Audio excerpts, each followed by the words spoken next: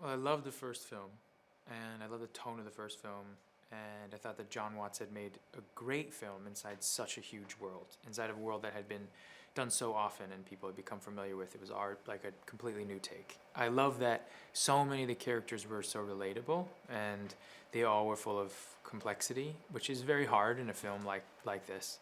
Um, and when he came to me and said, he introduced this idea of Mysterio, I thought, well, isn't he a bad guy playing a villain and this and that?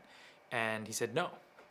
And I thought, oh, that's an interesting take. And I just loved his take on Mysterio and his relationship with Peter Parker and Spider-Man, that they team up together and that they're friends, and that they share a similar history, and that's how they get so close so quickly. And I was really in that journey.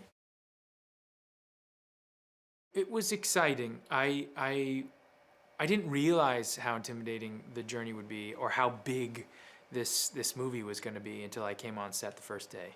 And I think that there's a way in which a very fun improvisational style that a lot of these movies are made with that I started to have to get familiar with over time. And I love improvisation, I love that, but I was still trying to work out the character in the midst of it. So yeah, I was intimidated by it, and I was also excited by it, but I was also surrounded by a group of people who were very loving and inclusive and allowed me to sort of slowly warm up into the process.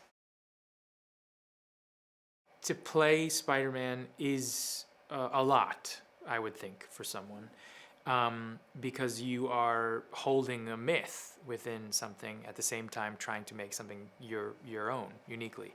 And Tom is a deeply physical actor, and his instincts come really from the ground up, from literally his feet up. And I am amazed by that. I love watching every actor I work with work, and I'm fascinated by different people's techniques and their styles and what they do. And he was a complete original, and I adore him.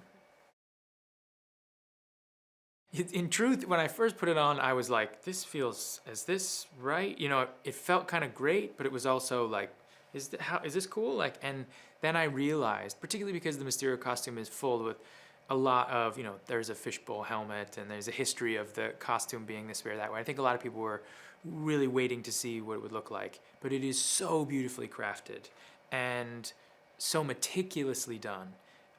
It's a really work of art, and it was incredible to wear that on my body.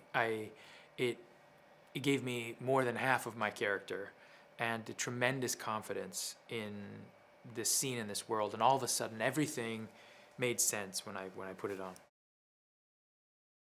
Well, the elemental creatures, I follow one of the elemental creatures through a rift in a space continuum and find myself on another Earth trying to fight this creature. And what I don't know is that they sort of are expanding into different areas all over this Earth, as they did on my Earth.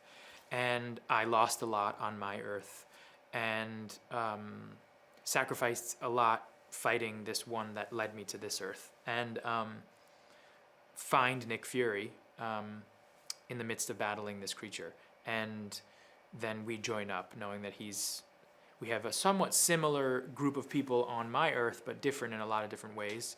There are variations on things in this Earth. And I join up and I meet Spider-Man, and we have to fight these creatures as they appear and reappear. I mean, this world he knows so well. And in a lot of ways, he created this world as a character, and then I think also he's been in so many of these movies that it's second nature to Sam.